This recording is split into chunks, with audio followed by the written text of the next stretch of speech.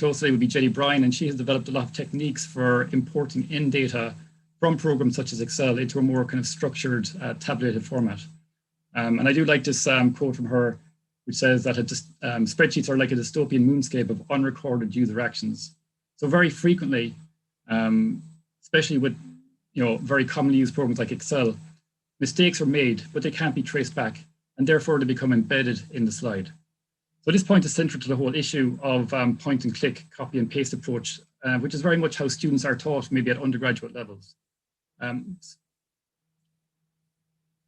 They're not being given the direction in some of the basic skills that they'll need going forward. And this is where I feel as though my own experience has a role to play. So just over a year ago, back in November of 2019, I had applied to maybe pull together a postgraduate module that would bring together my own experience at receiving data, cleaning data, organizing it, storing it, and reporting it. And the way that we do this is using the R programming language. So the content introduces the content of the module introduces the fundamental areas of reproducible research alongside hands-on trainings in R programming language. So students are instructed on the data collection, creation, management techniques that will serve as the foundation towards downstream visualization. And the important part at the end is reporting via scripted, reproducible workflows. So I initially envisaged this would be delivered over 3 non-consecutive days. I developed the contents. We might have a first class on a Friday, the next class on the Monday, and then the final class on the following Friday.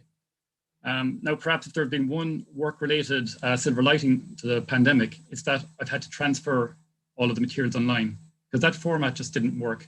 There was too much content to absorb. And very often I felt that after the first day and a half, people had just become weary of it because there was just too much to do. So around Easter last year, I transferred all of these materials online, and I've managed to run the module 3 times since, trying to kind of tweak it each time to arrive at what I think is quite a good offering, an engaging offering for students now. So as I've mentioned, it's organized around the R programming language. So you might be familiar with other statistical offerings such as SPSS or Stata or SAS. R is unique in that it is open source. You can download it for free. There's a lot of resources out there that you can access for free. And because it's not really taught to many people, it's something that you can teach yourself. And that's kind of maybe the benefit for me in that I've been able to teach myself, but also a kind of a failing that maybe I haven't quite grasped some other concepts of it that I should know.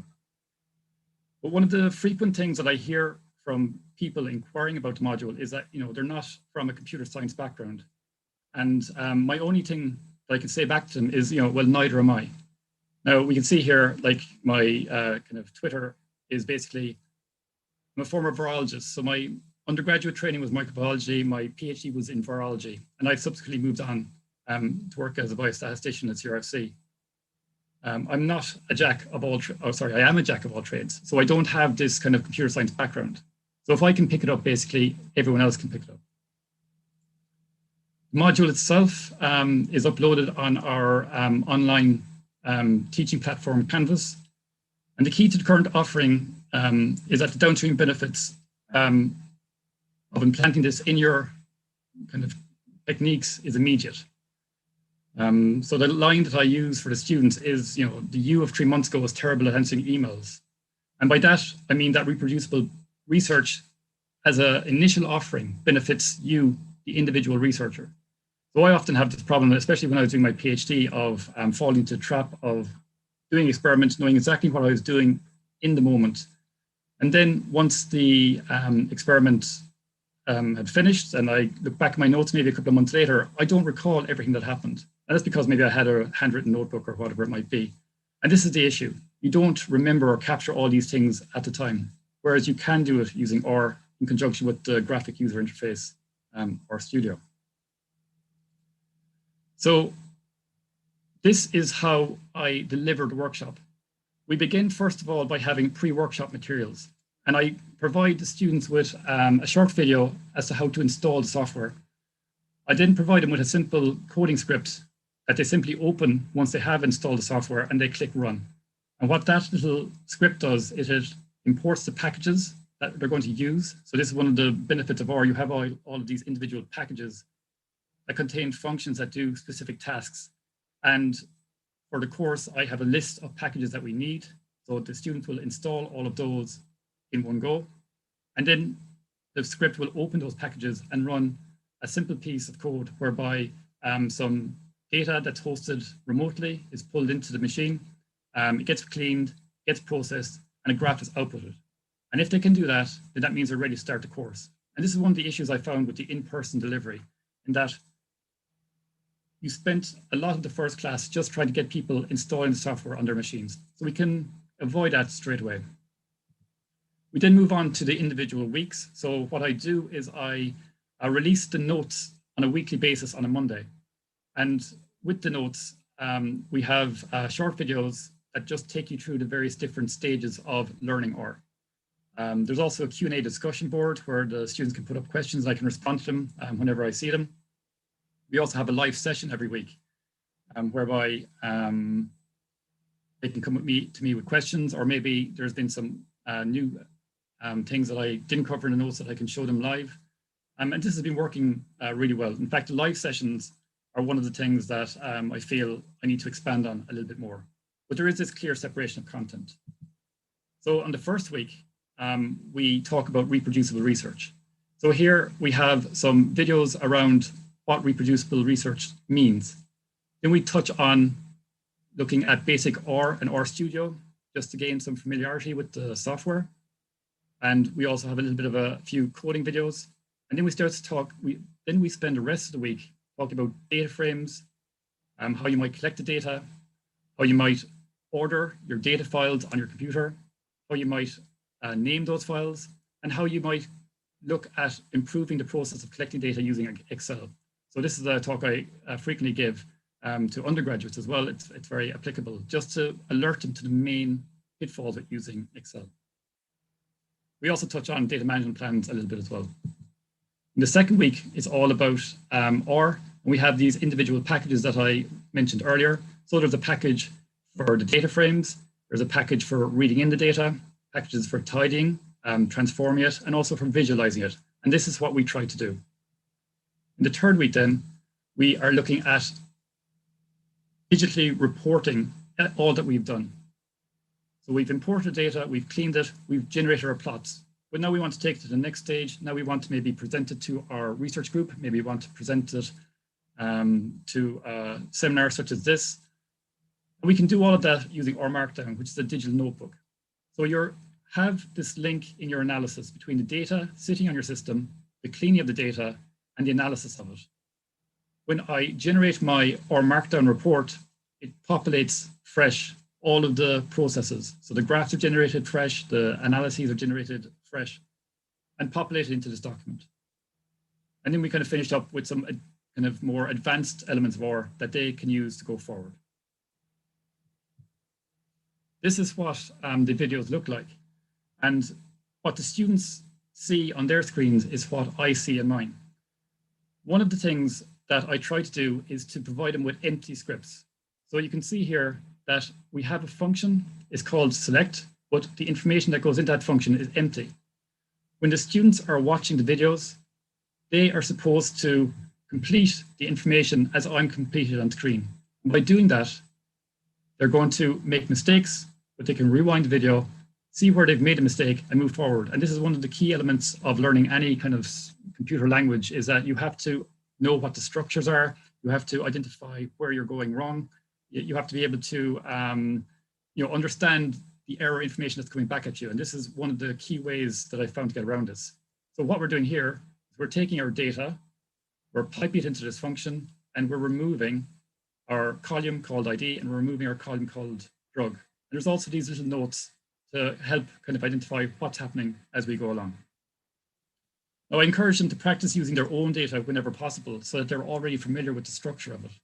They're more likely to keep at something and keep moving forward. So if you're using data that you haven't seen before and you hit an error, you might just get tired of it and just leave it behind. Whereas if you're working with your own data, you might recognize reasons for the error and keep working. So this all kind of comes up to the final objective, which is I'm asking them to build a structured, reproducible, scripted workflow that I can run on my own machine. So this is an example that I have in class. We have a folder for our data. We have a folder for our documents that we generate. We have a folder for our scripts. And it's all orientated around this R project file. So when I open this file, it tells me the location of all of these other folders and files, which means that I can run this on my own machine. So it ran for them on their machine, and then it also runs for me on my machine. If you dive in a little bit further, you can see that our data folder contains a data dictionary. Very few researchers have ever written a data dictionary, and I get them to do that. I get them to place the raw data that they're using into a raw data folder. I want them to clean it. I want them to save a copy of that clean data as an output. And I also want a short little text file that just tells me about the data. In our scripts, I wanted to write a script that would clean some data. I want a script that might do some exploratory analysis that might, just generate a plot or whatever it might be. And maybe a script that will have some final analysis. It might just go a step further. Then in my docs folder, I have my R Markdown file, which is going to tie everything together. It's going to read the data file, which will read the raw data, which will generate the report. And all of this will populate on my machine. So when I assess the students, I hope to see something like this appear, where my output will be the report, and we'll have everything populated from all of these files. Now, we're not doing this just because maybe it's a good thing to do. We're also doing it because we're being incentivized to do it. So fair data is something that happened back in 2016. Principles were reviewed and refined through a multi-stakeholder group, and it's been kind of accepted by industry, academia, and funding agencies as a way forward. So now the result has been endorsed by many funders, and you're seeing that they're asking for you to produce data objects at the end of your research project. So for example, the HRB here have a policy on the management and sharing of research data, where they expect you as part of your outputs to share the data objects, unless perhaps they might be sensitive and you can't do so. But this is also happening at EU level, the Wellcome Trust. All the funders are asking for this, yet no students have been taught this at undergraduate and postgraduate. In fact, many postdoctoral researchers and PIs haven't been taught this. So there's a lot of kind of catch up to do. And the time to do it is when you're starting your PhD and you're looking to move on. Now to finish, this movie is kind of going back a few years from 1989, Field of Dreams. For those of you that haven't seen it, Kevin Costner, the farmer in Iowa, who hears a voice in his cornfield that if you build it, they will come. So he builds a baseball field and the ghosts of players past come to play in it. It's kind of strange when you think about it. But I suppose the take-home point here is that the students want this. When I advertise my course, I get enough responses to kind of fill it for the whole year. I can fill 3 classes of 30 students across the course of the year. And the feedback I've been getting has been very, very positive. For those who have started their PhDs, they really see the benefit of it early on. For those who might be in the kind of final years of their PhDs, they kind of say to me how they wish that they had learned this at the beginning. So there is a demand for it. And the whole idea behind it is that it's approachable and it's interactive. We have this kind of situation now with online teaching whereby, there's this kind of way up between in-person teaching and online. Whereas I see that it's more a kind of a situation of whether it's recorded videos or interactive videos. So I've given the interactive part. We have the live sessions as well once a week, and that seems to work. So that's kind of a summary of the offering that we have in UCC. It's not perfect, but it's certainly, it's getting there. And I'm happy to take any questions at the very end. So thanks, everybody. And that's the end of the presentation.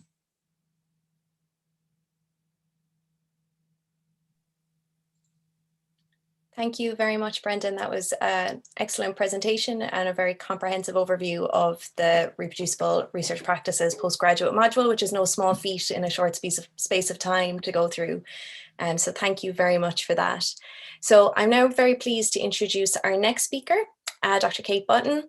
And Kate is a senior lecturer in clinical psychology in the University of Bath. And her primary interests relate to cognitive mechanisms contributing to anxiety and depression. But she's also a strong advocate for rigorous research practices that improve the reliability of research and teaching. And in this context, Kate has delivered and developed an innovative and student-centered approach to enhancing collaborative approaches to open research practices, which she will speak to us about now in her talk. So over to you whenever you're ready. If you want to pop your camera on there as well. I think it is on, isn't it? Oh, perfect. We can see you now. Thanks, Kate. Okay, so thank you for the invitation to present here today. I'm going to be talking about collaborative approaches to the empirical dissertation at undergraduate level and how we can use them as a vehicle to start training open research practices from the very beginning of our students' training. So about a decade ago, many scientific and research fields were going through what was termed a reproducibility crisis. And sort of in a nutshell, I think the main contributors to this were a publication bias, where we have this kind of selection process for favouring certain types of results over others. So positive, novel, very large results tend to get published more easily, and then perhaps the more null, inconclusive results, particularly from small studies, might languish in file drawers. We also have cultural issues where, and things are changing in this area, but you know, historically it was very much publish or perish was the kind of academic culture where we had to produce scientific outputs in the forms of papers in order to advance careers. And all of this could kind of combine to create a climate where a researcher might be driven to adopt certain questionable research practices, which make it more likely that they'll get the type of results that are publishable, namely positive, large and novel, but potentially at the cost of those being not the most reliable of findings. So in 1998, John Ioannidis famously published his paper, Why Most Published Research Findings Are False, really kind of outlining why perhaps much of the published literature could be deemed unreliable. And what are the main culprits then that might underpin some of this lack of reliability in our research base? Bad design was one of the kind of main culprits. So this kind of reliance on small underpowered studies, which give rise to more false negative findings, which might languish in file drawers. And then if we do manage to find a significant result with a small study, having low power reduces the positive predictive value of that finding. So it means it's more likely to be a false positive finding. And also small studies yield unreliable effect estimates. So even if you do get a genuine effect, you may be way off in the effect size estimate that you end up with. There's also kind of a lot of research around questionable research practices.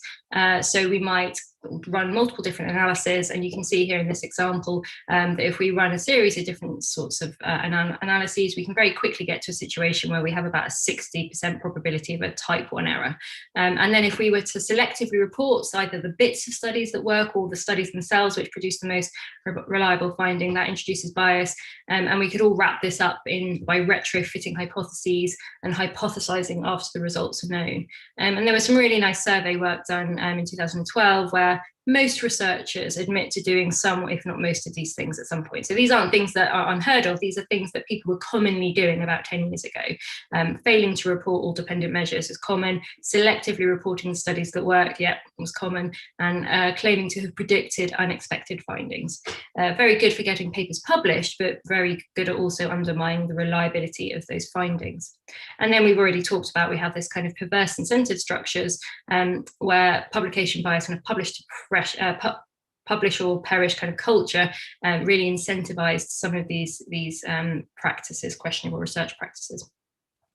And in 2016, there was a survey conducted in Nature, which asked scientists how many of them felt that there was actually a problem. So is there a reproducibility crisis?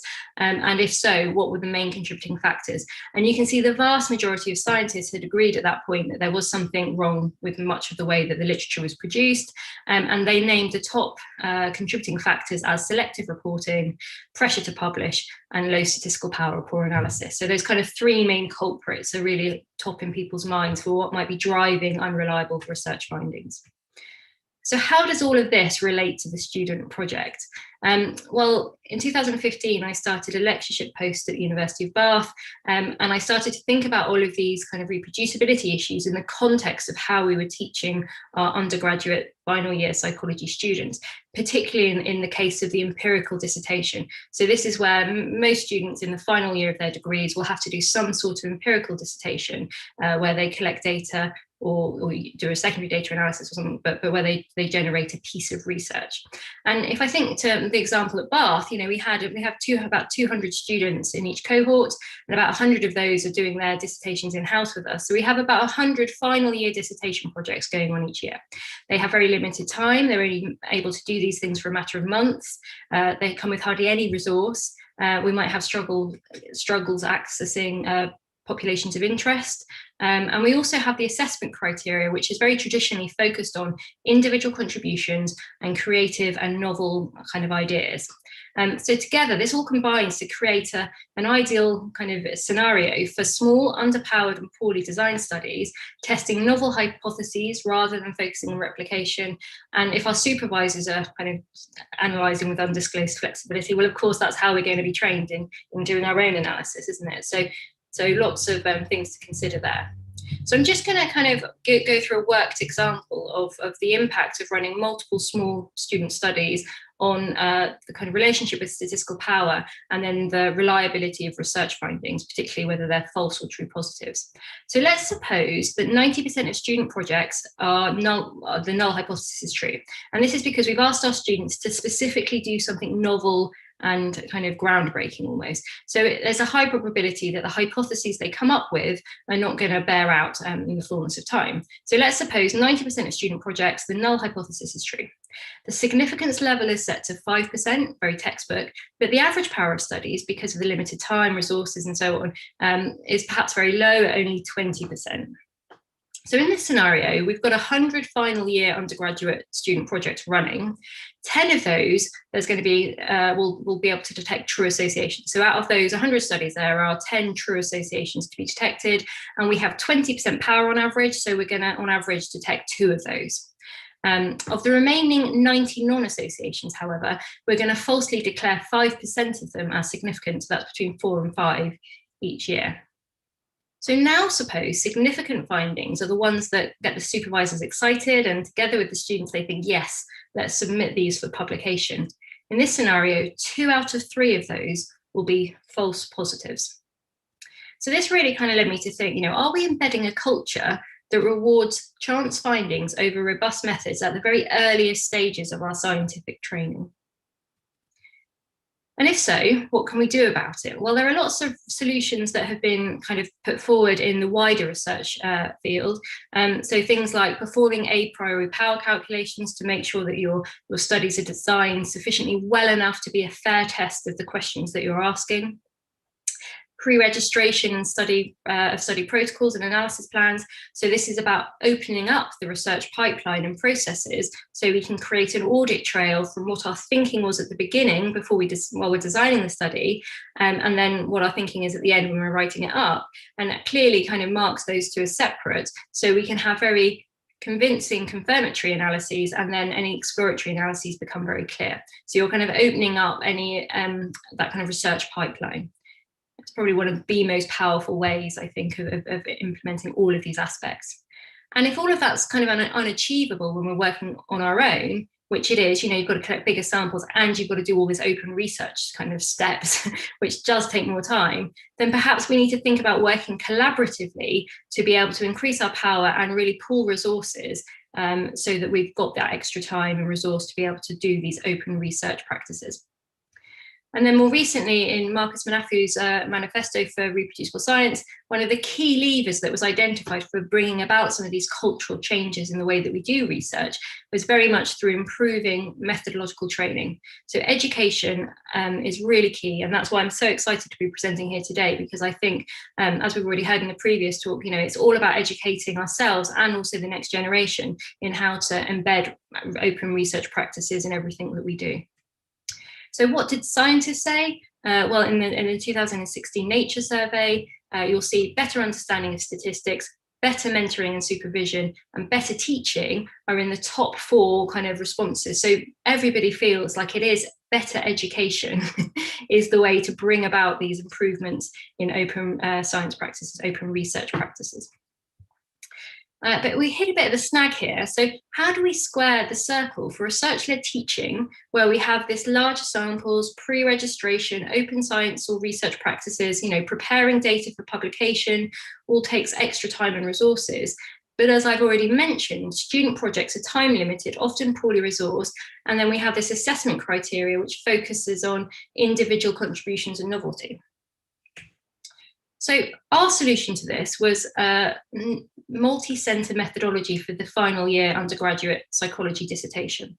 The idea we came up with is that if we worked collaboratively across institutions, we could improve the quality of the research training in open research and also improve the quality of the research outputs themselves, both the current project that's underway, but also thinking about training the next generation so their future research projects are also of higher quality and produce more reliable results. By collaborating, we can increase our power because all the students can collect data and pool it together to get larger sample sizes. By working across centres, we can increase the generalisability of our findings because we're not just recruiting from one part of the country, but we might be recruiting from several different sites.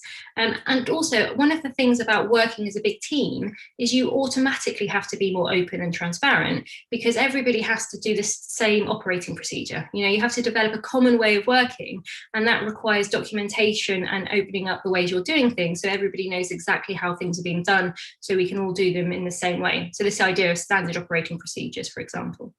And that's kind of the first step in making your research pipelines more open again, because once you've documented it enough for an internal use, it's only a small step to then be able to make these things transparently open for public use as well. Pre-registration is really key, so it's one of the key training mechanisms that we use.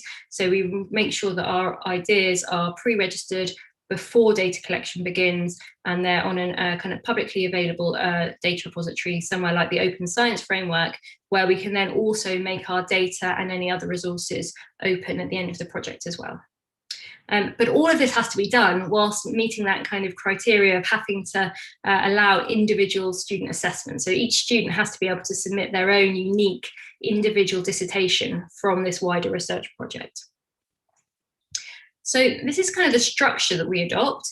And we have two elements to it. So we have an overarching project where we have a primary research question with a primary aim and a pre-registered hypothesis, pre-registered outcomes and analysis plan. And that's the kind of overarching main study where any publication will be really referring to that kind of thing. But then into that, we build in some individuality for the students by allowing each student to contribute their own secondary hypothesis within that kind of broader project framework. And they can be more exploratory and sometimes, depending on how we write the pre-registration, sometimes they are going to be written up in the main paper, and other times they are simply for the student to do for their dissertation. And so we have a academic supervisor from each of a number of universities, and then within that we have their students that are working with them. And then we also have a number of early career researchers such as PhD students or postdocs who may be involved at different institutions.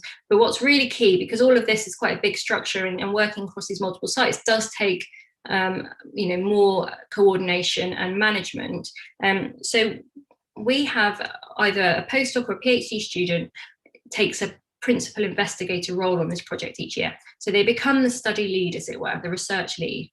And that means that they have the kind of oversight of the whole study and they drive everything forward. But it also means that they're getting great CV experience for being a principal investigator in a multi-centre study, as well as taking any lead in writing up any final papers and so on. It also benefits the students because one of the key things about learning is that we often learn best from a just knowledgeable other. And so students are kind of being able to scaffold their learning through a just knowledgeable other, the PhD student, and all of this is overseen by the supervisor. So it's kind of a really nice vertical structure where everybody kind of benefits from collaborating in this multi-level team. And so squaring the circle between education and assessment with scientific rigor, we had to really think about the structure of this. And this is the structure that we came up with and we published in our 2020 Platt paper. But the year before the dissertation begins, we researchers, supervisors, PhD students start thinking about what is the primary research question that we're going to address, and we develop a bare bones protocol. And we kind of do this anywhere from January through to September. And then in September, the students are assigned to the projects, and we send them this bare bones protocol. And we say to them, go away and have a think about what secondary questions or hypotheses you would like to add to this study. You know, how would you like to carve out your own individual kind of research question within this broader research project? And so they're tasked with thinking about what their research question and hypothesis would be, the method that they would use to test that. So that usually involves perhaps adding in another measure into the study, or maybe using variables that are already within the study, but in a slightly different way than the primary analysis. And then they have to come up with an analysis plan of how they would test that hypothesis. And then in October, when the term starts, we would have a kind of mini conference, a consortium meeting where we'd all go and have a nice lunch somewhere and sit in a room together, and we'd discuss the whole project, and each student would pitch their secondary hypothesis to the team. And then we would collectively thresh out the finalizations of the study protocol. Perhaps there's some overlap between students and so on that we'd work through, discussing the strengths and weaknesses of various measures and such like. And then the students would go away back to their respective institutions, and we'd finalize the protocol, collect data, and then they'd kind of write up their dissertations. And then we'd also have a consortium meeting, so a mini conference number 2 in around March, April time, where the students would then get together again, and each of them would present their results. And we'd all sit down as a group and collaboratively determine the main conclusions for the paper. But this year, COVID happened. So we haven't been able to do any in-person meetings, but actually it's led to, I think, an improvement in this approach, in that rather than just having 2 big consortium meetings where we met in person at the beginning and at the end of the project, we now do all of our weekly meetings via Zoom as a whole consortium. So the whole team, all 15 to 20 of us, meet every single week to discuss each stage of the process. And I actually think it works much better like that, because the students get to work really closely with the just knowledgeable other, the PhD student and postdocs. And they feel like they're part of a much bigger research group. So I think that's worked really well. We've also had to do our data collection online via Prolific. So the students then submit their dissertations. They're at that point now where they're finally writing everything up for this year. And then the lead PhD student or postdoc, study lead, will take a lead on writing any manuscript up and preparing all the data materials for publication on the Open Science Framework. So the way that we kind of found this primary research question and then secondary student-led question structure works quite well is if you take a kind of replication and extension model. So this is what we did in our first consortium. We replicated a finding that some of our collaborators or some of the members of the consortium had already published. So the primary research question, for example, was, does inhibition control training relative to control reduce wanting and liking of unhealthy foods? So it's an intervention to try and promote healthy eating. And then one student's moderated question to their secondary hypothesis might be, is the treatment effect moderated by trait impulsivity, such that a more impulsive person is the more impulsive a person is, the more effective the training will be. So you can see how the thing that we're going to focus on when it's under review at the moment, but the kind of main study question is going to focus very much on the primary research question, have we replicated the main treatment effect? But then you can see how this individual student's dissertation can have a slightly different focus to meet that criteria of individual contributions, where they're going to be writing a lot about the role of trait impulsivity in inhibitory control, for example. And so tapping into the kind of solutions that we suggest for the wider research literature, how do we embed them in our research projects for students? Well, we work collaboratively and we can pull data to achieve reasonable sample sizes. So we always do a sample size calculation based on the kind of the effective interest that we're after. But just for example, over the 5 that we've run so far, our sample sizes have tended to range between about 140 up to about 400, depending on the size of effect that that study is looking for. So you can get really quite decent sample sizes with these projects, with the students all pooling their resources together. And we pre-register absolutely everything. So we have project folders on the Open Science Framework, and before data collection begins, we publish our pre-registrations on there. Here are the previous 4 years one, and I haven't put this year's one up there yet because I think it's still embargoed. But each student contributes their own kind of moderator hypothesis and analysis plan, so they qualify for authorship. And also because they're involved in the design of the study, you know, all the way through, they qualify for authorship on everything. And so this is a really good CV point that students can put on their CV, because you get a DOI for these pre-registrations, and so they can already start it kind of marking and getting recognised for their open research practices. So should they want to go on and do a PhD or anything, they've already starting to get these indicators that, yes, I'm working in an open research way. And then the aim is to always make as many of the study materials available on the Open Science Framework as we can. So we try to use behavioural platforms and then also open source software, so that if new tasks are developed, they can be made available. And then we're working towards making all the data sets available on the Open OSF as well. So it's building in that kind of open research ethos all the way through the project. So what did the students think? Well, when we asked them, they really liked the fact that they had support from peers, they had more people to help collect data so the projects can be more ambitious. They liked the shared responsibilities, really enjoyed working with others, bigger data sets, pre-registration transparency, meeting other students, you know, being able to collect these large amounts of data, having insights from a variety of people. If the supervisor was not specialised in the field, then the other universities could provide support. So, you know, this idea that there's a massive team that's offering them some support, but they did find there were some disadvantages. So they struggle with the difference in deadlines. So each university has their own, you know, framework you have to work within, having slightly less to say in the design. So, you know, there is this framework they have to work within.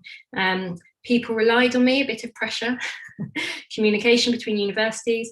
Some found it a bit confusing when the researchers had different ideas. But although I've put these as disadvantages because the students kind of thought of them as such, actually these are really good transferable skills they're learning that employers are always asking for. You know, being able to communicate between universities, having to deal with differences in deadlines, and having to really collaborate and work with others, so that you having to build in other people's ideas may be more confusing, but actually that's exactly what you'd have to do in the workplace if you're working as part of a team. So I think some of those disadvantages are actually the exact key kind of soft skills that many employers are looking for. So to conclude, there are solutions to the problems of irreproducibility, but rigorous open research takes time and resources. Systemic change is happening. Funders, publishers, researchers are all moving on this. So we really need to prepare our students for the future of open research. Consortium studies offer one way to tackle these issues. Students participate in and train in open research practices from the very start of their research training. And the idea is that we can instill best practice in the grassroots to help change scientific culture for the good from the ground up. So I just have some acknowledges and I will finish there.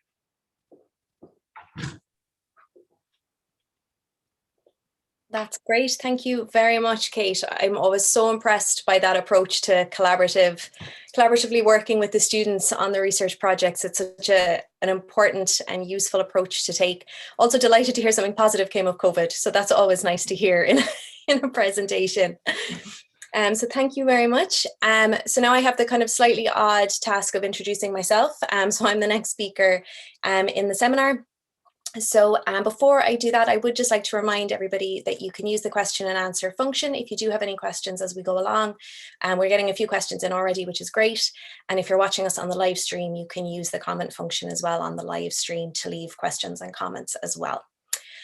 So I introduced myself very briefly at the beginning of the session today, but my name is Karen Matvienko-Sakar. I'm based in the School of Public Health in University College Cork. And I am a health psychologist by background. My main interests are maternal and child health, but in the context of open research, I'm particularly interested in kind of outcome reporting and kind of the openness and the transparency in how we report our findings and our research processes. I'm also a catalyst for the Berkeley Initiative for Transparency in the Social Sciences, and I am the lead researcher on the Paper Trail project. So this project involves developing a teaching and learning open research, open educational resource at undergraduate and master's level. So basically this project involved developing an open educational resource that could be applicable for undergraduate and master's students in the context of open research. So what I'm going to do in this talk is I'm going to speak a little bit about the rationale for the project. I'm going to talk to you a little bit about how we actually developed the Paper Trail course. And then I'm going to actually let you have a look at some aspects of the paper trail course and kind of give you an overview of what it looks like. So when we're thinking about open research and our students, and Kate has nicely spoken to a lot of this already, particularly in the context of paper trail, we are very much interested in open research as it applies across disciplines. So typically when we tend to think of open research, we tend to think of open science, very specifically to the sciences, but it's really important that we consider openness and transparency in the research that our students conduct in any discipline in which research is conducted. And this is really important for two main reasons that I want to flag here. It's important for lots of reasons, but two that I want to flag here. So one is that students' ability to engage with research is absolutely crucial. So this can be the research that they're conducting as part of their research project, and I'll speak to that in a moment. It can also be the research that they kind of engage with and that they consume as part of their kind of academic coursework and for assignments and throughout their courses. And it can also be the research that they engage with just kind of in a day-to-day manner. And the ability to be able to kind of evaluate and engage with, and I suppose interpret that research and understand how we can determine whether or not research is valid or reliable based on our understanding of the research processes and the kind of the openness and the transparency of the reporting is really important, irrespective of whether students are going to continue on a research track or whether they're going to move away from a kind of a research or an academic track, because they will still continue to engage with research in some form or another. So it's really important from that regard. And then it's also really important in terms of student research projects, as Kate mentioned a moment ago. And this is because student research projects are pivotal learning opportunities. So they represent the standards of scientific rigor that our students learn in our courses and in our research-based courses. So they reflect the methods and the rigorous and the robust nature by which they have been taught how to actually engage in these methods. Also, for many students in kind of final year projects and in master's level projects, the research project that they'll conduct represents probably the biggest empirical piece of work that they are going to conduct and something that they should be able to feel very proud of.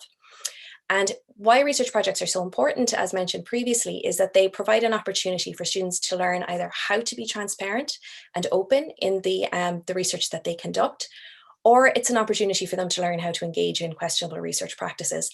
And this is all determined by, I suppose, their education, their training in how to conduct research, as well as their supervision and their support that they get. And whether students learn to kind of engage in these more open and transparent approaches and in the reproducible approaches, for instance, as Brendan mentioned earlier, or whether they just kind of engage in kind of more questionable research practices or poor methodological research practices is really important, because it will continue to accompany them as they progress throughout their kind of research career and continue to conduct and engage in research. And this is important because there is kind of evidence emerging. So this is from a recent paper in 2018, where of a group of students surveyed, about 15% of the students reported engaging in questionable research practices. And these include things like selective reporting, hypothesizing after students already knew what the results were, selectively including or excluding data from their analysis and from their final reports. And the authors of this particular paper note as well that this 15% is probably an underestimate, in that students are probably kind of underreporting the amount with which they actually engage in poor methodological research practices. And there are a number of factors that influence kind of when and why students are going to engage in these questionable research practices. Time constraints being one of the kind of main ones. So our students, when they're conducting these research projects, whether they're kind of in undergraduate final year projects or whether they're master's projects, they're conducting them over 1 or 2 semesters while they have kind of their other commitments within their courses. So they are constrained in terms of the time to complete the research. There's also this kind of pressure to get it right. And this is tied to this idea of kind of getting a high grade. So they want to kind of do the research project. It's part of their course credit. So they want to kind of do a good job and get a high grade. And typically kind of getting a high grade is seen to be associated with finding something novel, finding something exciting, finding something significant if you're kind of using quantitative data. And both the time constraints and this kind of pressure to do well can lead to students kind of cutting corners in some instances and kind of engaging in poor methodological practices. This is not the case for all students, but it is a contributing factor. In addition to this, there is a lack of education and training for undergraduate and master's level students, with some notable examples, as in Kate's talk a moment ago. But typically we have quite a lot of, or we have an emerging kind of amount of resources and training for PhD students and more senior researchers, but there remains a gap in terms of the education for undergraduate and master's level students. And then this leads to a lack of awareness about what open research is, why it's important, and how we should do it. And when we kind of miss this opportunity at these really early stages, when we have the students kind of engaging in their first research projects, we're really missing an opportunity here to teach them how to engage in open research practices that can make their research and the kind of the broader research literature much more reliable and much more transparent and open to evaluation and scrutiny. So for all of these reasons, we developed the Paper Trail project, and Paper Trail stands for the Principles and Practices of Open Research, Teaching, Research, Impact and Learning. And the overall aim of the Paper Trail project was to develop an evidence-based, student-centered and accessible open research course. So really what we wanted to do was we wanted to create something that would represent a kind of a resource and a tool for students to help them better understand open research, as well as to actually do open research and engage in open research. And we also wanted it to be something that research supervisors could also engage with and could also direct their students to as well, for additional support and learning.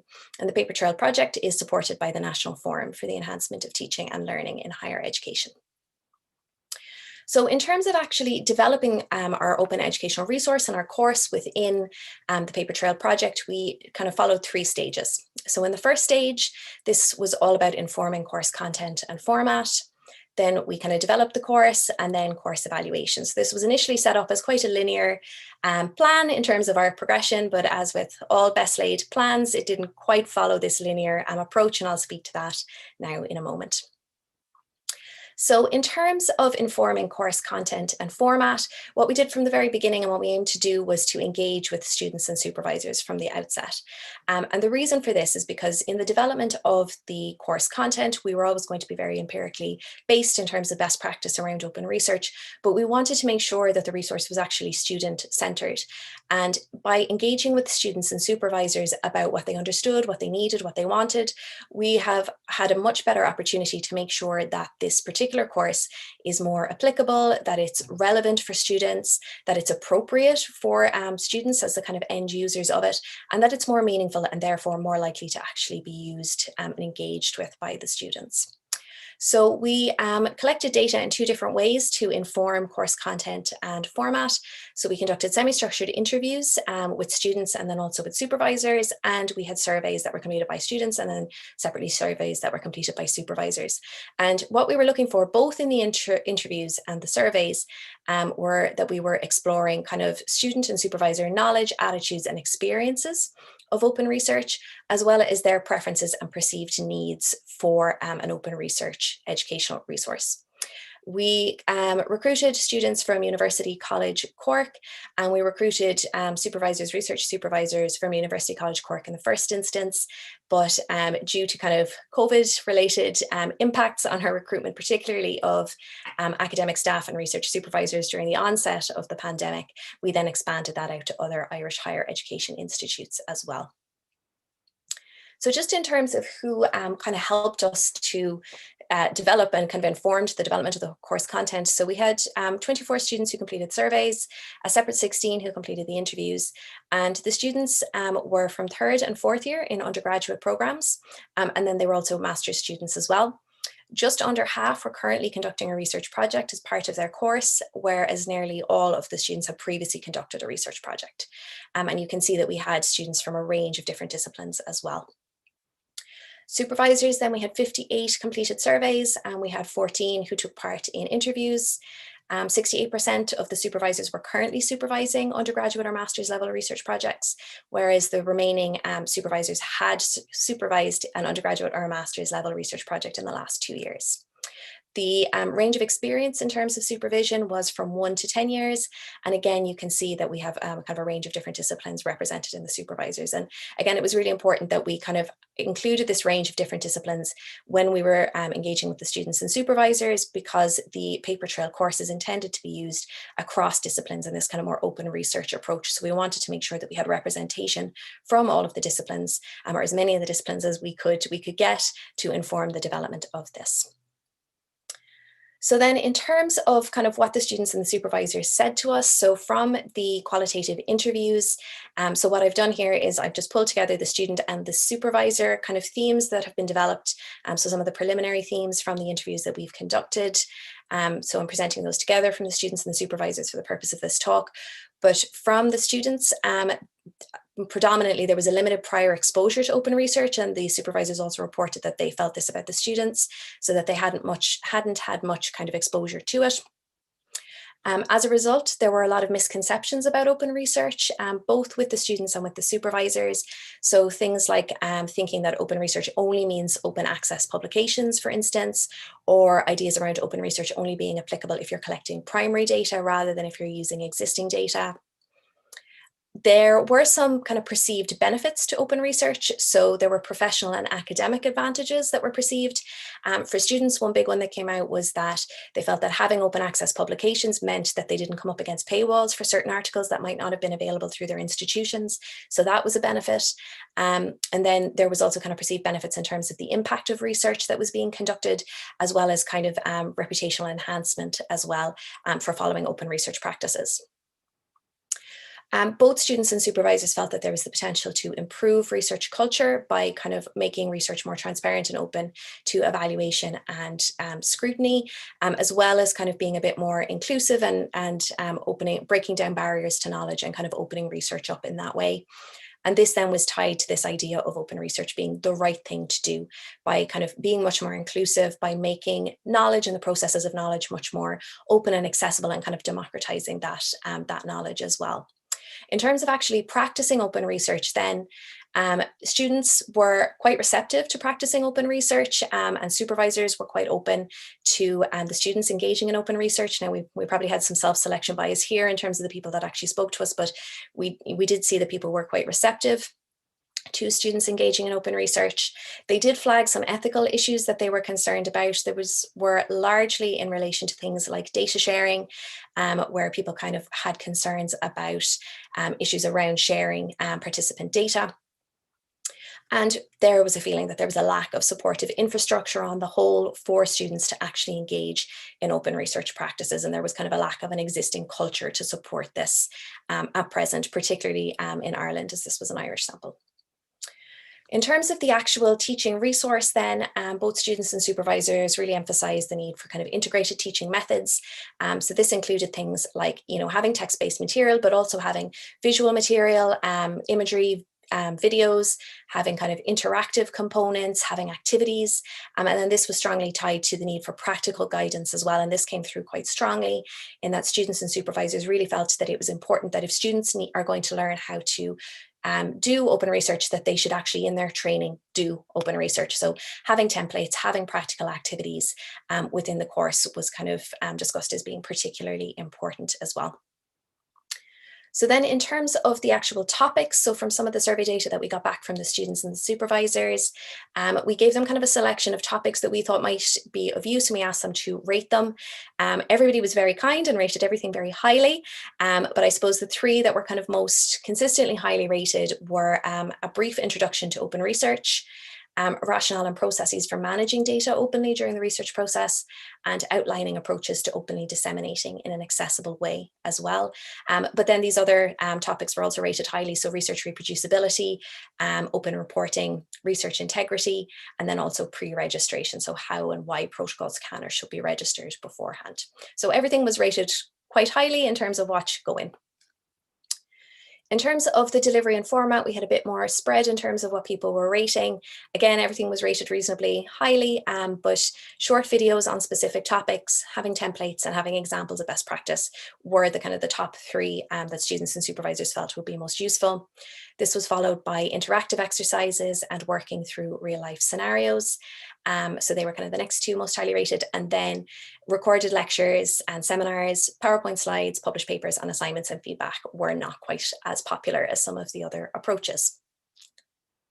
So then what the plan was in terms of the development was that we would move from stage 1 to stage 2. So we would build on this information that we got from the students and the supervisors.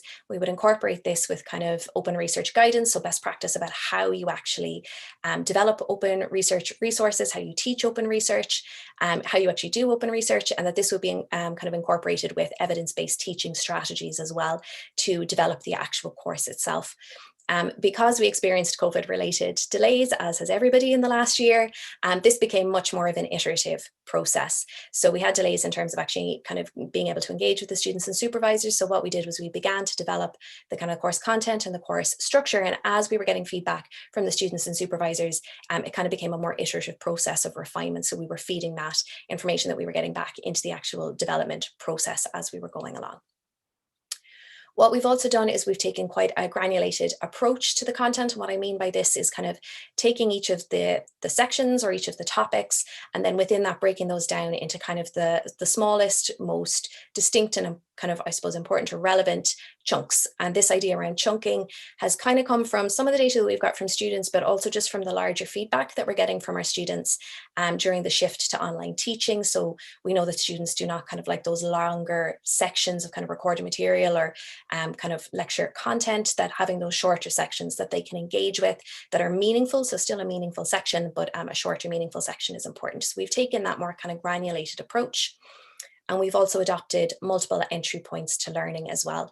So using kind of text-based resources, recordings of the text-based resources, but then also having videos, having a lot of kind of visual components, and having a lot of those activities, those practical aspects, as well as kind of templates and things like that, so that there are multiple different ways in which students can kind of engage with the material as they work through it.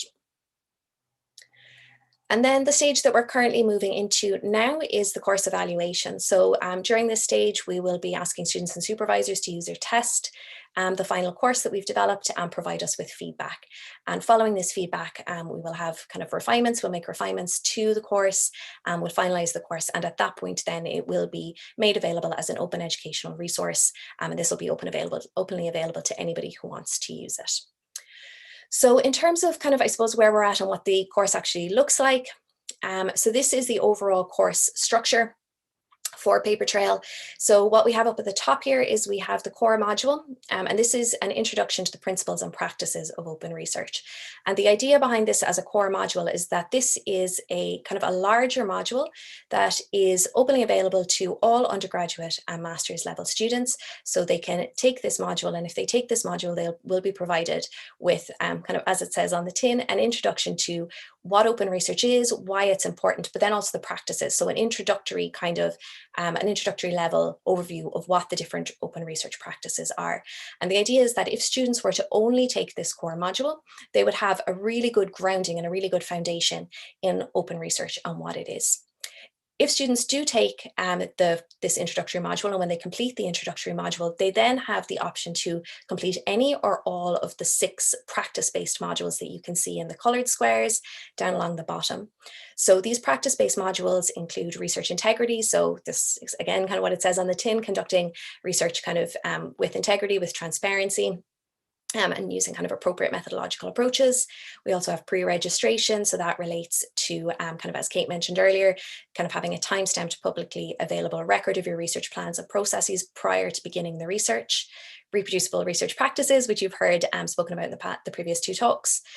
We also have a component or a module on research and data management. So kind of developing data management plans before you begin your research, and then also that are kind of living documents as you progress through your research, but also managing your data during the research project and after the research project as well.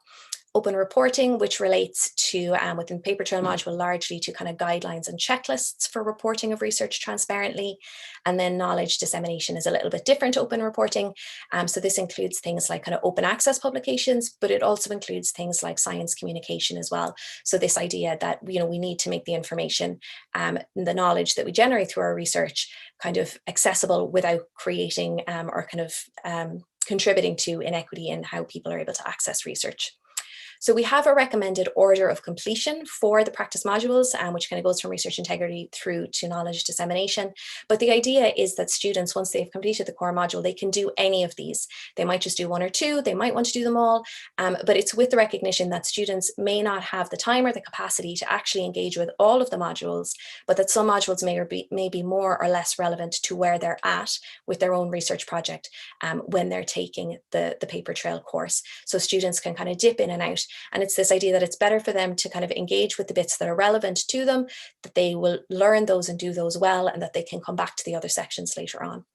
If students do the introductory module and then they do all of these 6 modules, we are kind of putting processes in place as well to allow students to have accreditation for doing that. So just to give you kind of an overview of what it looks like. So Paper Trail, the course itself, will be hosted within UCC on the Canvas teaching and learning platform. So when students log into the introduction section, you can see that we have our kind of chunked sections here. So we have what is open research, the history of open research, why is open research important, what does it involve, and then getting started with open research. So this gives kind of tools and resources, as well as kind of leading them on then to the next 6 practice-based modules. And within each of these different sections, we have the text-based resources, the recordings, the activities, the visuals, and all of that as well. And then once they've completed this introductory section, then as you can see, they have access to all of the different kind of practice-based modules. And again, all of these, if you click into all of these, they contain kind of chunked sections about what they are, why they're important, how you would do them, as well as activities, videos, and so on.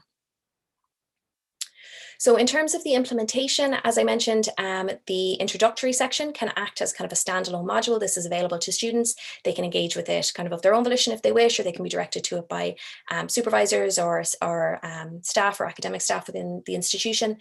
It's also intended to be integrated into existing courses. So for instance, if you have a research methods course and you want to kind of include a lecture on open research, then this is a kind of a module that you could slot in as one of your lecture sessions.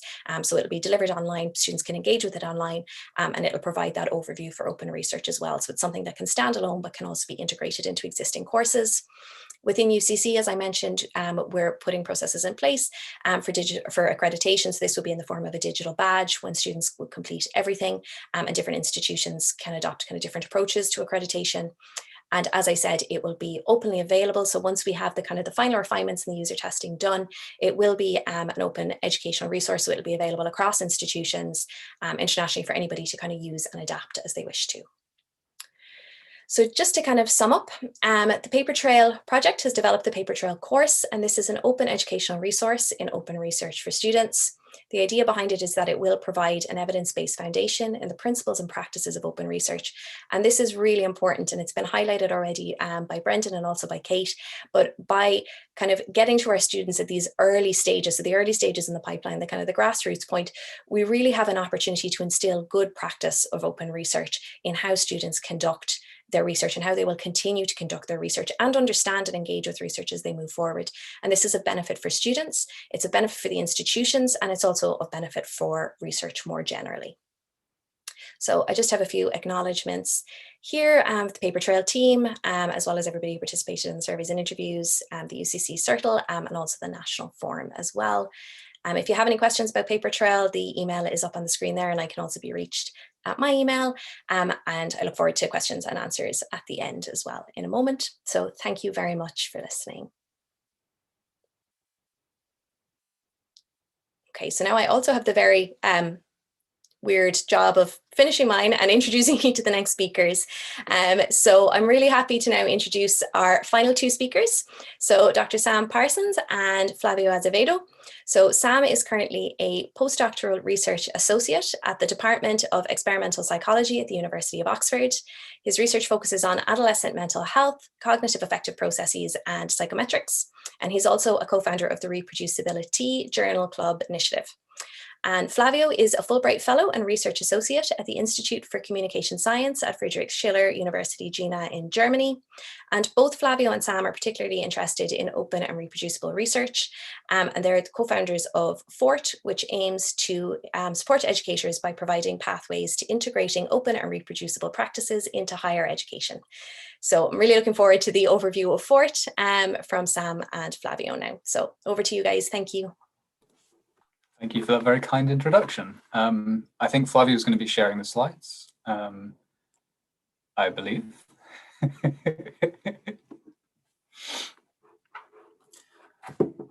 Okay, let's just get this screen sorted.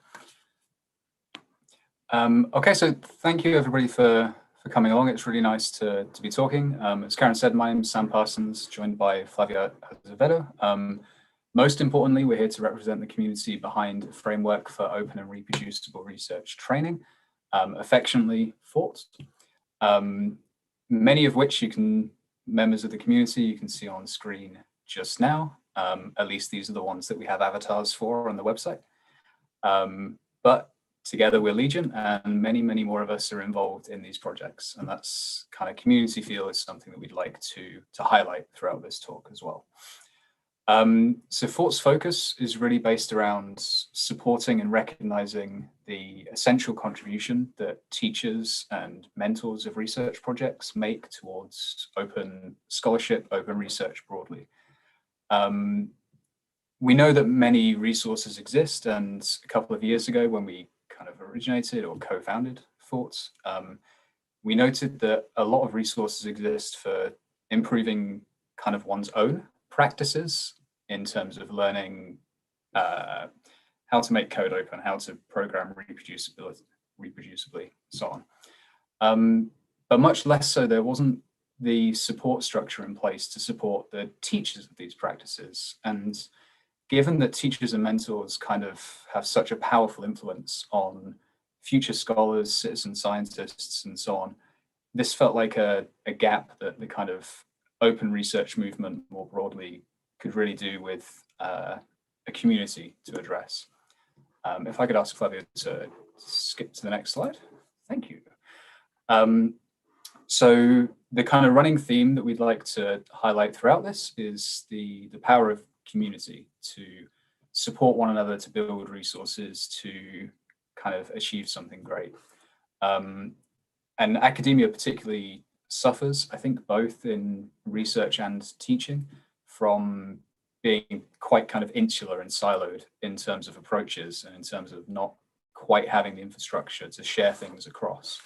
And this was a kind of powerful point behind the collaborative student projects, for example. In working together, we can create something quite strong. So really central to FORT is building these bridges across instructors and mentors, rather than kind of staying in our isolated bubbles. And this kind of gives us the power to learn from one another, do great things. If I get the next slide, Flavia. Yes, thank you. As I say, when we come together as a community, we can kind of build resources that are quite powerful to make change and to help one another. So in the next section of this talk, Flavio's going to highlight a number of FORT's outputs and kind of reflect on how they can be used by teachers and mentors within their courses and kind of mentoring of student projects. And we'll also kind of note throughout the kind of how you can get involved in FORT's projects and moving forward with that. So with that, I'll pass on to Flavio. Hi there, everyone. My name is Flavio, and I'll talk about a few of FORT's outputs today, hoping that these can be useful in your teaching and mentoring. So first, I'll talk about our main goal. FORT community is striving to move away from the list of links, as Sam said, where the onus is on the learner, and try to produce a set of resources that speak to the main questions surrounding the teaching of open and reproducible science, as well as giving teachers and mentors a ready-to-use tool or tool set so that it's easy for them to integrate these topics into their regular typical classes.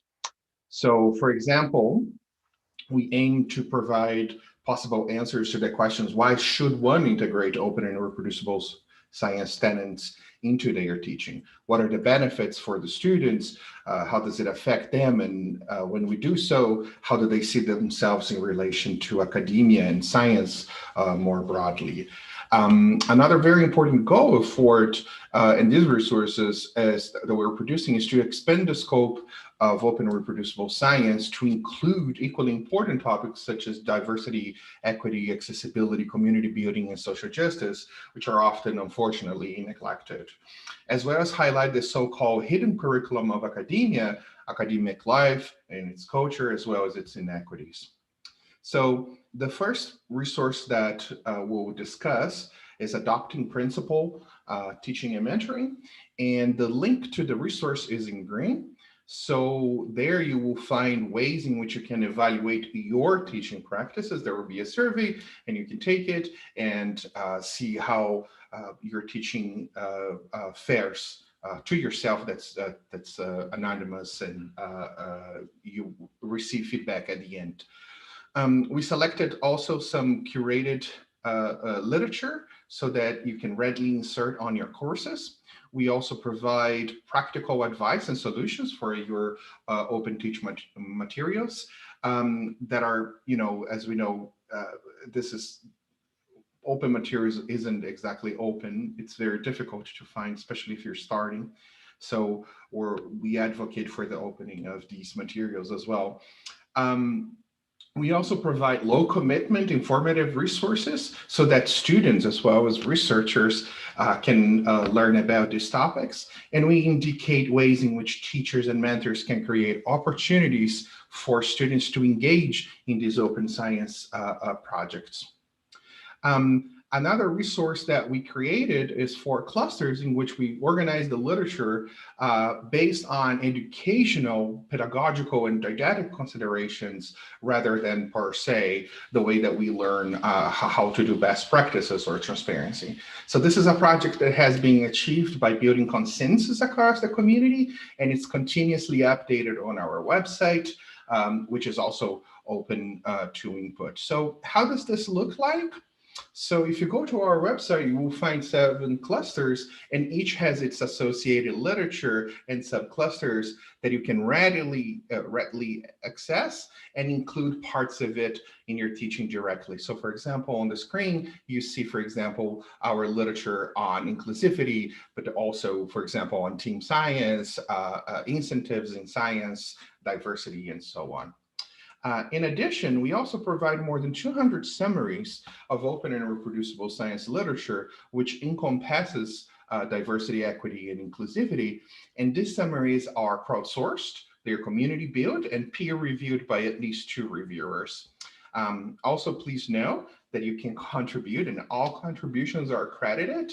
And we're also preparing a manuscript so that folks that either participated by creating or reviewing these summaries can also get credit on a scientific article that will talk about what we learn in this process and how is it that we can, the principles that we can teach other similar initiatives so that they also can produce similar research teaching resources.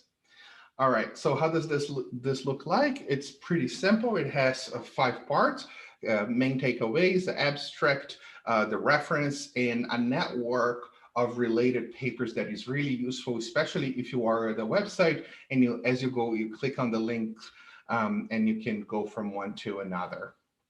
So to maximize the utility of these summaries, we created for each one of them, we are creating for each one of them a lesson plan and activities, pedagogical teaching activities, so that one could directly and easily implement in their classes these topics. So it contains questions, for example, multiple choice questions to gauge students' learning, whether they read and if they understood their readings. And it also contains general questions. So for example, for general understanding, applied to their experience and their thesis and their work as a student, as well as more contextualized academic activities. So in sum, our goal is to reduce the burden of educators on educators aiming to integrate open or reproducible science practices into their teaching and mentoring, as well as help the learning process of any person interested or getting familiarized or even stay updated with the open scholarship literature. Back to you, Sam. Thank you, Flavio. Okay, so briefly to touch on the Thought Pedagogies project. Now, the idea behind this is to have a platform for kind of sharing of the pedagogy, the background information in a way that both accompanies but also enhances the teaching materials. And I think actually the Q&A in this session kind of highlights some of the need for sharing the pedagogies behind the teaching as well, in that this is what people are asking for, right? We can share teaching materials such as slide decks, activities, but if we can enhance those with the pedagogy that underlies it, so including, let's say, in addition to a slide deck for the lectures themselves, including student assignments, expectations, kind of learning goals, previous experience that can help with these goals, and so on, kind of really, we hope at least, enhances the teaching materials themselves, and again, reduces the burden on those that are wishing to kind of reuse and adapt those materials for their own teaching. Again, reducing burden is kind of a big part of what we're hoping to achieve. So as an example, Professor Julia Strand had already made her Psychology's Credibility Revolution course materials open. So what we did was kind of work with her to try and help explicate her underlying pedagogy underlying the course, including some of the things that I've already mentioned.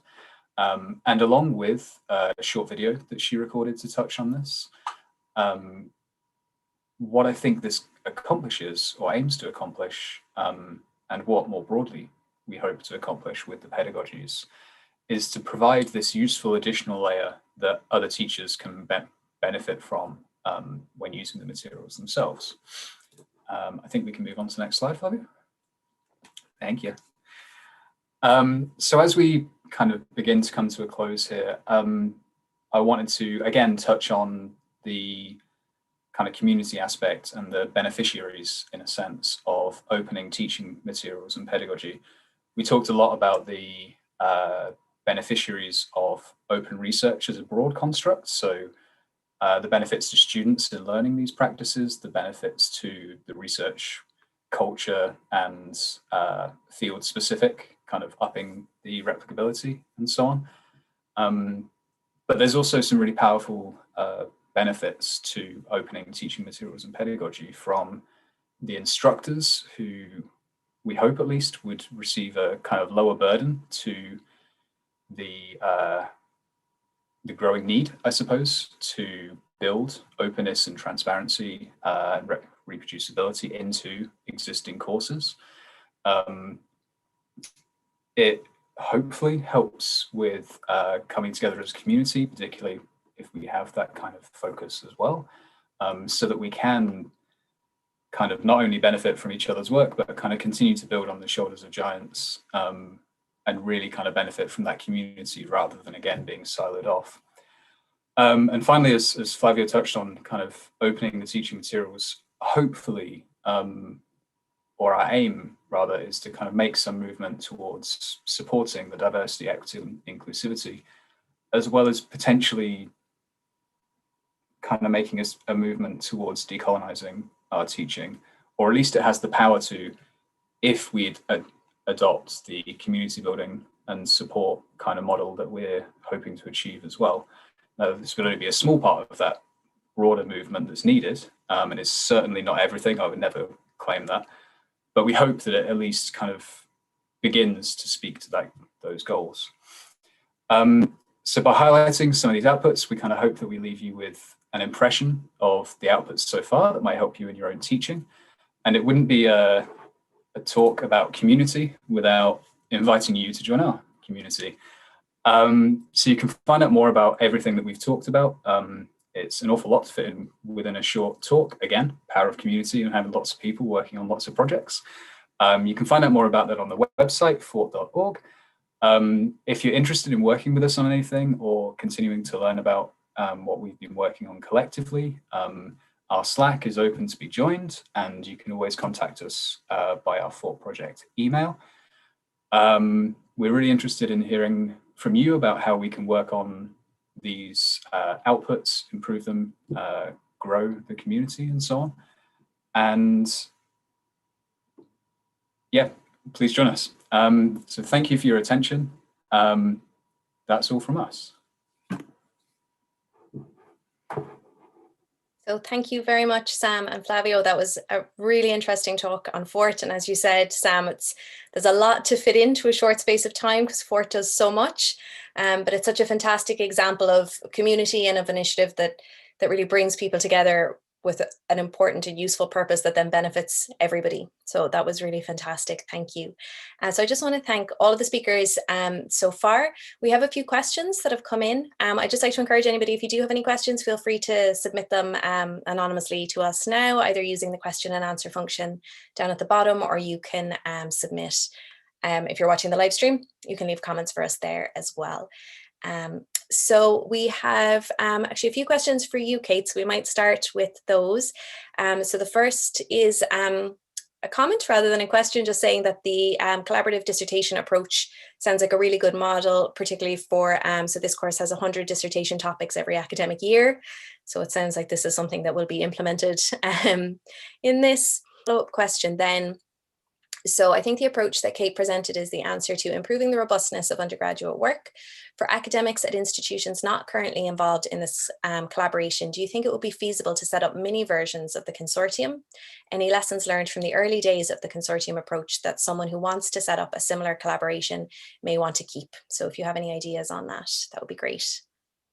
Yeah, so I think the principles of the approach can definitely be scaled down, and you could do it within one institution. You know, you don't necessarily need to work collaboratively across institutions. It could be multiple students within the one institution working on the same project.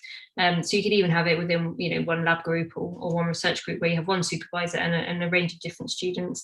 And then you have the overarching question, and then each student has their own sort of take, and we do that quite a lot as well, especially for master's projects.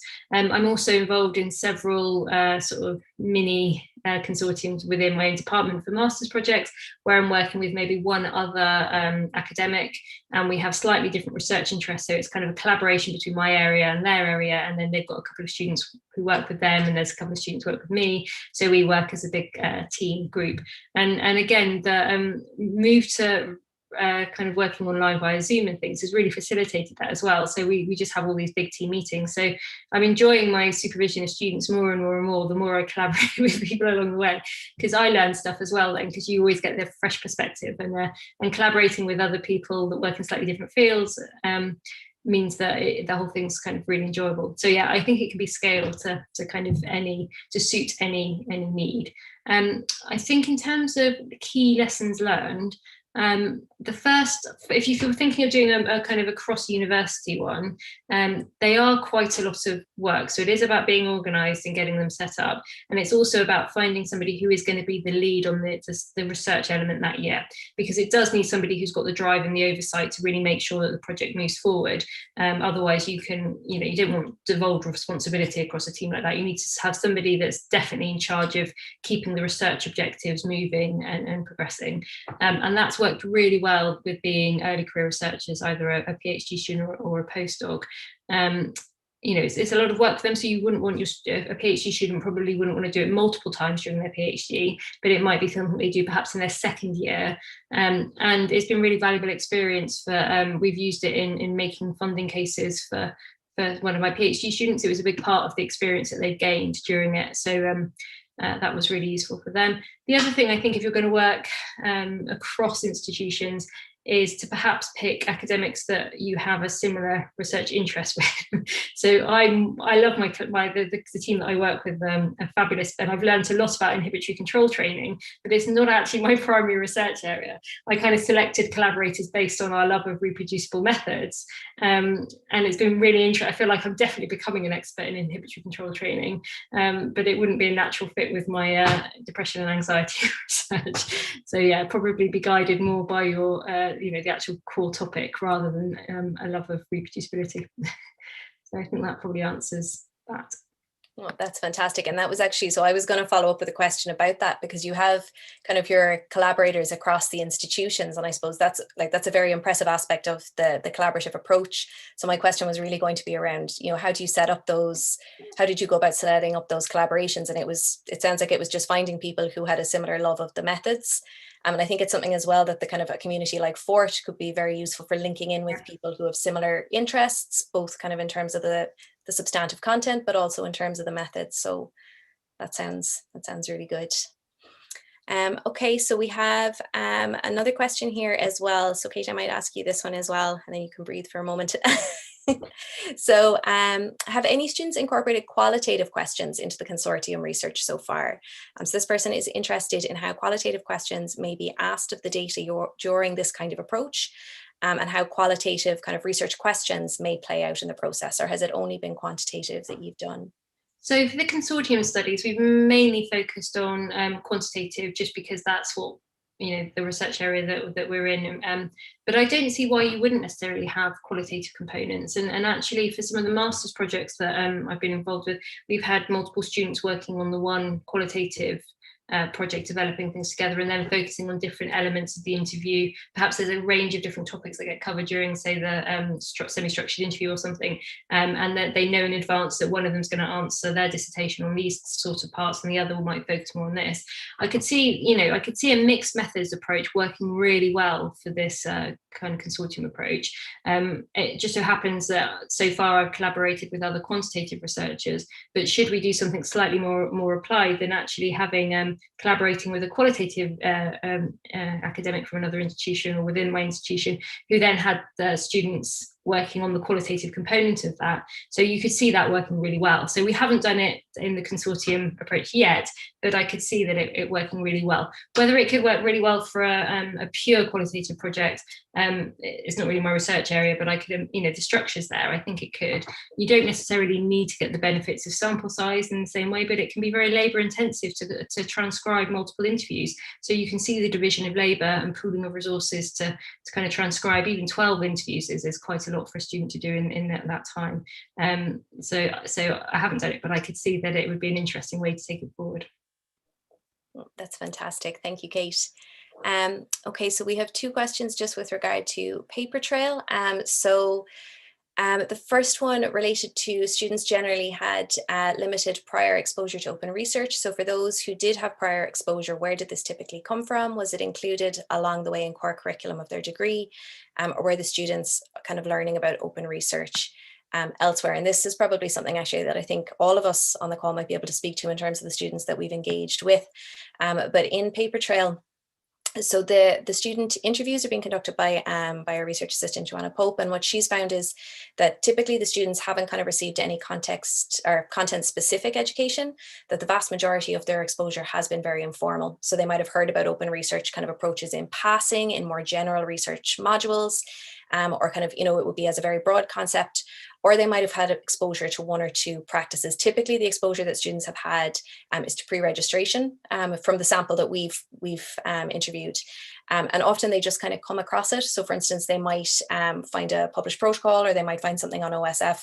And then of the students that we've interviewed, they've kind of followed it up to kind of, and that has been their learning and that has been their exposure. So very informal, with no kind of structured education for the undergrads and the master's level students that we've had. So I don't know, does anybody else want to speak to that from your experience? Maybe Brendan or Kate, from the students that you've worked with? Well, from my perspective, when I advertise my course, people know the term R and statistics, and they put the two together thinking that they're going to get some kind of statistics instruction. So I actually tricked them on that front. And the first part of my pre-module kind of preparation is that I have an open discussion on reproducible research, and I introduced some kind of headline topics. Dorothy Bishop or Marcus Noffo, who, as we mentioned earlier, they've got some very good kind of videos online that you can just watch and kind of get a sense of the whole topic. And I asked the students then to maybe consider their own discipline and what aspects of open research is directly applicable to them. And it's interesting because it's very specific to specific disciplines, your engagement with it.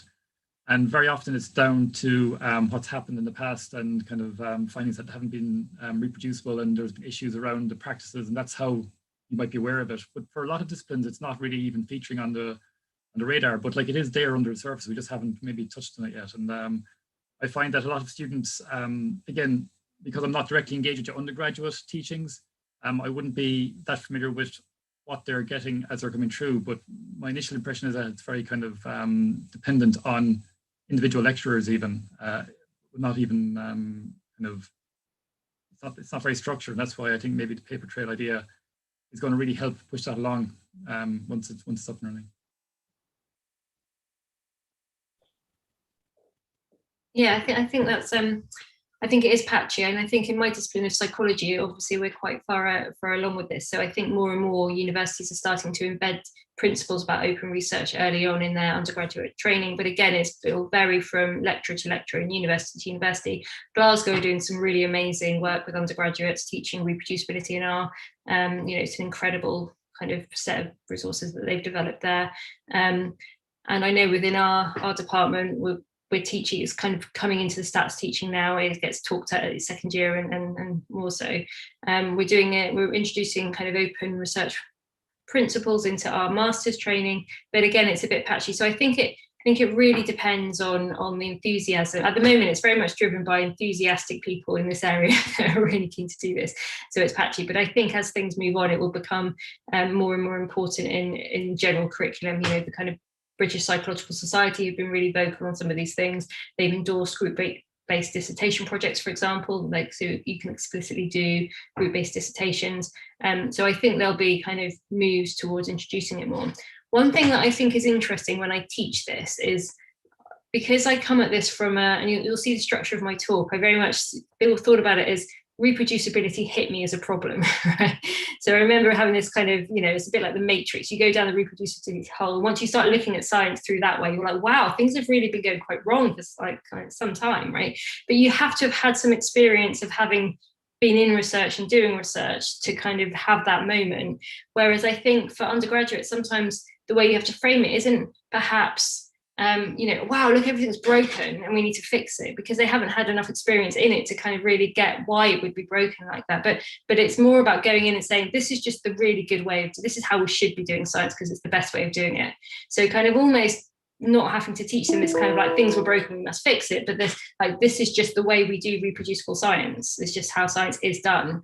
And that's what I'd like us to move towards, that idea of this is just the norm, we all do this is how you do good science, just good scientific practice. But yeah, I'll stop. That's a really relevant point, and it's something that when we were putting together the paper trail materials initially, I would have taken the same approach as you, Kate, initially, and I was like, everything's broken, we need to fix everything. And I was very quickly pulled back on that for that exact reason, that when we're thinking about this, particularly with the early stage researchers, this is how we do it well, and this is how we continue to do it well. And I think that that's a really important point. They need to understand the context behind how we've come to this point, but it's about teaching the students to kind of, and the researchers to do it properly, I think is a really important kind of approach. So there's another question here that's aimed at paper trail, but I think again, this is kind of something that we can all speak to. So this is a question asking with regard to paper trail, if we see the digital badge as an effective incentive, maybe not quite the right word for the training, have you any thought or ideas on embedding the paper trail module into existing programs like structured PhD programs and undergraduate programs? So I might just answer that in the context of paper trail, but then we might open that up to incentives for students, I think is an interesting discussion point. So I suppose one of the things that we would like to be able to kind of do in the long run is have this, and I suppose the way that we've structured it is that it could be delivered as a full kind of 5 or 10 credit module in and of itself. So once we have it kind of developed and available as an open educational resource, we're happy for people to kind of take and use it as they will. So it could be embedded into kind of existing courses if people wish to do that. It may be delivered in the future in UCC as a course in that way. What we're trying out initially is to give students that option to kind of dip in and out of some of the more practice-based modules, again, just kind of being a little bit conscious of the applicability of certain things at certain points in their kind of education trajectory. But it is something that we have been thinking about, the incentive, I suppose, for the students to do it, beyond just kind of having a badge. And obviously, you know, telling them if you do this, you're going to do better research, you know, really kind of emphasizing the importance of doing the research in terms of contributing to knowledge and society and so on.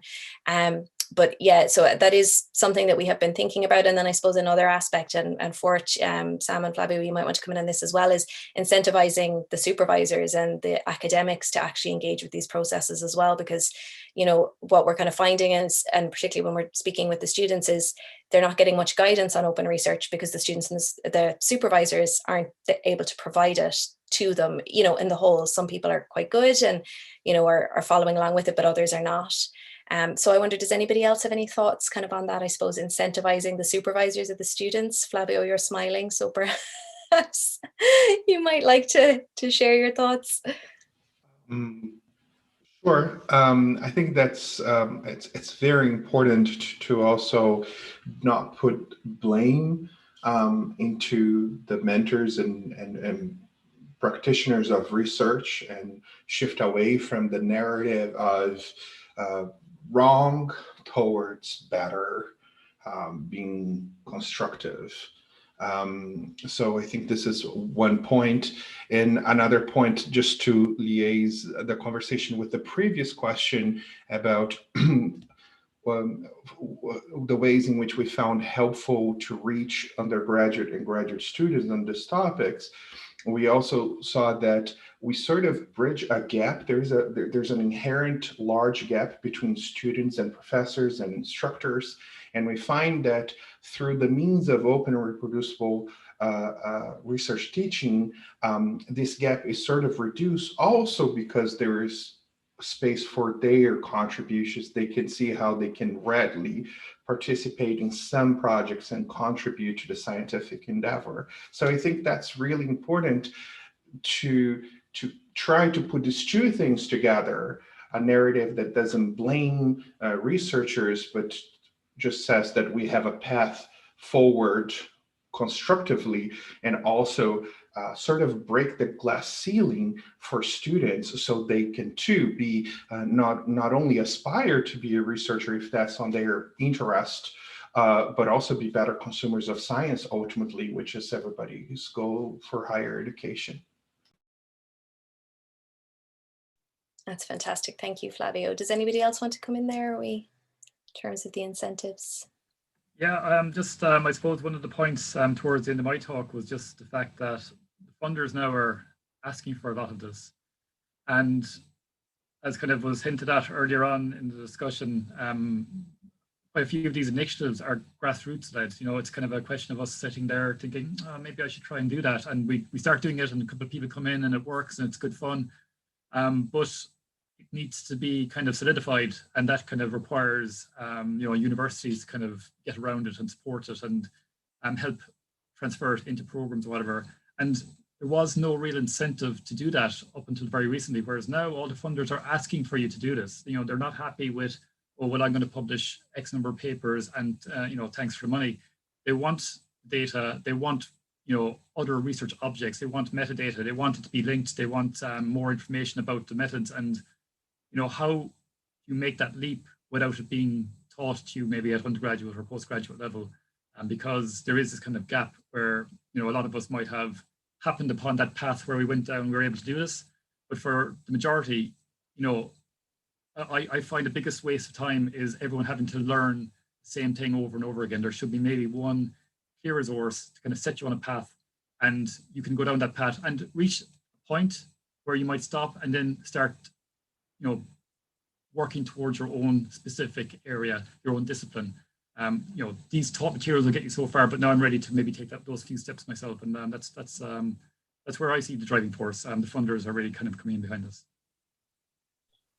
Yeah, and I think I'd just like to pick up on that point about universities. So, this is a lot of work for early career researchers who are doing this in piecemeal, bit by bit. And one of the things that we've been doing in our master's programs is we've been really thinking about how can we embed this in the methods training all the way through. So we have one really big, long, 2-semester long methods unit, and these principles are kind of built in all the way through, and then it all culminates in a research proposal, which is essentially a pre-registration kind of assignment for the students.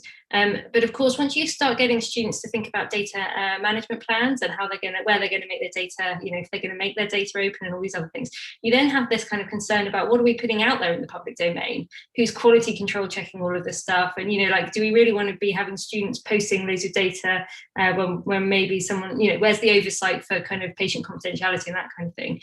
And what we were finding was we had an incredible data librarian who was helping us all navigate these things. But all of a sudden, if you've got 200 master's students all deciding they want to make their data open this year, that data library, that's just for one course, you've got multiple programs across the university, that data librarian is all of a sudden swamped with trying to support that and help with it. So I think if universities are really serious about doing these sorts of things and embracing open research, then we have to have kind of institutional resource in place to support both researchers and the students in being able to do these practices, because it is quite a minefield having to kind of learn about making data. There's so much open data pre-registration, there's so many things to do. I think there should be centralized resources for this, and so that's a commitment I'd like to see from more universities actually, is how do we do that. And then another thing, UCC, and I'm sure this is probably a feature in other universities around the world, but for PhDs in UCC, they have to take 15 credits worth of additional taught material. Now, that's been in place for a couple of years, but there's been little by way of new modules being developed that are kind of focusing on this topic. So if there's one route towards kind of getting this more widely adopted, it's kind of to make these offerings available through that, so that should those people, like they've already taken that big jump from being maybe an undergraduate student to saying, okay, I'm going to dedicate the next 3 or 4 years of my life to research, that those options are available for them. And that's where I think the next step for maybe lobbying, maybe the higher ups in universities will go. I think also slightly bringing it back to Flavio's point in the discussion of things like badges, from the way it was described initially, it kind of sounded like getting a certificate for doing a course, right? It's an acknowledgement that you've achieved something, and that in itself is a really, I think, valuable thing, especially for students. I think where the challenge is and where we face problems sometimes within kind of open research culture is when we try to then use those as metrics of where is doing the best research or who are doing these things. And I speak to this as one of the early ideas that we had behind Fort was, well, what if we gave people badges who teach open science, right? But then that becomes, oh, so we can rate courses and say which universities you should go to learn about open. And it can become a slippery slope if you're not careful about it. And it ties really heavily into what can be a bit of a culture problem within kind of open science broadly, in that if we treat it as here's problematic behavior, here's people that are doing it wrong, here's some way that we can rank and rate everybody, that what we're actually doing is excluding people from the conversation. So in the talk about incentives, it's kind of why more and more and more we're seeing pushes towards community building and supporting one another and inviting people into the conversation about reproducibility, rather than sort of preaching from on high that this is how you should do it, or you're not a good researcher, or you're not a good enough student. And however we can kind of promote that, again, community building, as I've mentioned far too many times today, but that inclusivity and that kind of actually making open research open, I think, is exactly the incentive that we need for this. That's me. No, I would absolutely agree with that. That's a really important point. So I'm conscious of the time, so we just have one last question that we might get to. So this is a broad question for all of us. So about the context in which we're working. So views on open science, reproducibility, etc., can certainly vary within a given faculty. Do you have a sense of the enthusiasm for open science within the broader student population that you regularly teach and within your respective faculty peers outside of your collaborators on your respective projects? So maybe Sam or Flavio, you might like to speak to this initially, because it does seem to speak to some of the kind of community aspects that you've been talking about in terms of the enthusiasm and the people who engage with FORT as a community. So I know that a project that Flavio's been working on is around kind of how to convince other faculty or senior staff that this could be taught. Not convince, but give good arguments. Okay. Just say, lay out the arguments and say, look, there are good reasons for us to implement and integrate open and reproducible science tenets into the research that you do. Here's some literature, here's some benchmarks, here's what we found empirically, as well as doing that for the teaching. So similar to Paper Trail Project, which is an amazing project. Kate's undergraduate program also sounds amazing, Brendan. And there's many other communities and interested and interesting people who are coming up with so many novel ideas to integrate these two things together. So we have a project to try to answer what are the benefits for the students? How do the students benefit when we integrate open and reproducible research training into their education? How do they feel in relation to science? How do they feel in relation to academia? And what are also the benefits on that sphere, rather than just academic achievement per se or knowing better science, but how they relate to science altogether. So this is a project that we're trying to move forward with. Yeah, I also think there's a bit of a continuum with experience, kind of those more familiar with the academic system kind of already, or they almost need that light bulb moment that Catherine talked about earlier, where it's like, oh no. And I think a lot of us kind of came to this in that way, whereas whenever I've talked to undergraduates in particular, it's kind of like, well, why isn't this just always the way that things are done? Like, why would you power a study with 10% power? Like, well, they almost look at you as if to say, why would you do that in the first place? This is almost by first principles. This just makes sense. So you don't need to convince them. You can say, well, okay, this is what we're doing. And it means that you don't have to spend 20 minutes telling people what's wrong, which is really nice to not have to. Yeah, no, I completely agree with that. I think you almost need a different approach for students, because they're coming into this, they don't know it's all broken, and why bother telling them that it is if they're not going to, if we could just change it from now on, and so there's no time. But then I think colleagues that have been doing these things for longer do need convincing, because actually, it's almost like you once you've grasped the kind of issues that have been going on in the literature, you really can't look at the literature that's been published again in the same way. But actually, it can be quite scary to make that leap, because if you've been doing research in a certain way for the last 20, 25, 30, 40 years, and then somebody's challenging the way that you've been doing it and saying, actually, these kind of measuring 20 things and only reporting one actually is a bit problematic. And that's how you built your entire career. It can be, existential. It can feel a bit of an existential threat almost. So I think we have to kind of take slightly different approaches. But my feeling is that actually the enthusiasm for this is growing across the board. Funders are moving on this, and we always follow where the funders go. We're getting very high signals from high up in universities now that are saying actually research integrity is a really big part of REF now, and it will be increasing going forward. So there are these kind of top-down levers that are in play, which means that I think institutions are starting to sort of take this on board and appreciating that these things have to be taught across the board, all the way through courses, but also thinking about research integrity as part of perhaps research ethics as well. The two things can go hand in hand. Oh, that's brilliant. So we might finish up on that note. So I would like to thank all of the speakers for joining us today, and for all of the excellent talks and some of the examples of the really kind of practice-based approaches as well.